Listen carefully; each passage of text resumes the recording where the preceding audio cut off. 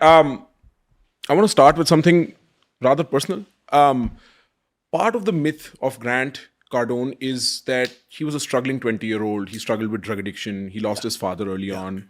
Um, can you tell me the story and can you describe what drug addiction and rock bottom feels like? Yeah, so my dad died when I was 10 years old. I was a drug addict. I was introduced to drugs at the age of 16.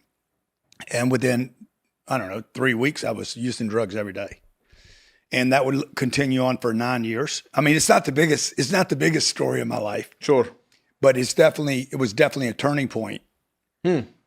Recovering from the drugs. And it wasn't easy either. Like I tried to quit drugs every single day, for real, every day for 9 years.